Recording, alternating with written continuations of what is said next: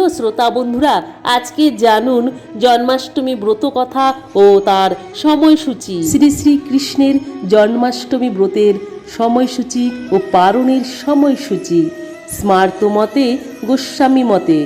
9 ভাদ্র 1431 বঙ্গাব্দ, 26শে আগস্ট 2024 ইংরাজি সোমবার, সকাল 8:35 গতে শুরু হবে অষ্টমী তিথি।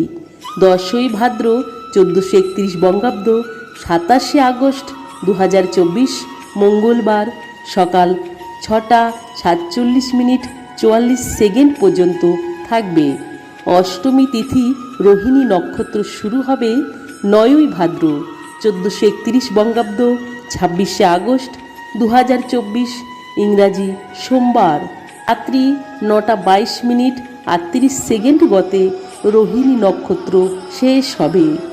10ই ভাদ্র মঙ্গলবার, 27শে আগস্ট রাত্রি 8:32 পর্যন্ত স্মার্ত মতে শ্রী শ্রীকৃষ্ণ জন্মাষ্টমী ব্রতম। 9ই ভাদ্র 26শে আগস্ট সোমবার, নিশীথকালে রাত্রি 11:14 গতে রাত্রি 12:02 মধ্যে শ্রী শ্রী কৃষ্ণ দেবাদিদেবের আবির্ভাবের ব্রতের পালন মঙ্গলবার। গোস্বামী মতে মঙ্গলবার পালিত হবে, যেহেতু সূর্যোদয়। এবার স্মার্ত মতে পালনের সময় দিবা 6:04 পর্যন্ত। তবে বন্ধুরা, শোনা যাক জন্মাষ্টমীর ব্রত কথা। মথুরায় উগ্রসেন নামে এক অতি ধার্মিক রাজা ছিলেন। তার ছেলে কংস এক সময় খুব অত্যাচারী হয়ে উঠল। সে তার বাবার রাজ সিংহাসন জোর করে কেড়ে নিল। তারপর সে মহাদেবকে আরাধনায় সন্তুষ্ট করে বর পেল যে শুধুমাত্র নিজের বোনের অষ্টম গর্ভের সন্তানের হাতেই সে মরবে, অন্য আর কারুর হাতে তার মৃত্যু নেই। এই বর পাবার পর তার সাহস আর অত্যাচার অনেক গুণ বেড়ে গেল।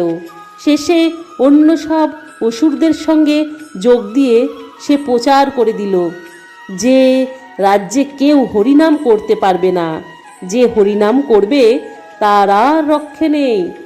তারপর সে তার বোন দেবকী আর তার স্বামী বাসুদেবকে এনে কারাগারে বন্দি করে রাখল, কারণ সে জানত যে তার বোন দেবকীর অষ্টম গর্ভের সন্তানের হাতেই তার মৃত্যু হবে।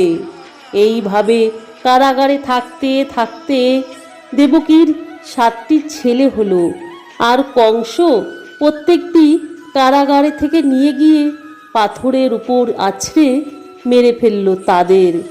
শেষে যখন কংসের কাছে খবর গেল এইবার দেবকীর অষ্টম গর্ভের সন্তান হবে, তখন সে কারাগারের চারিদিকে খুব কড়া পাহারার ব্যবস্থা করল।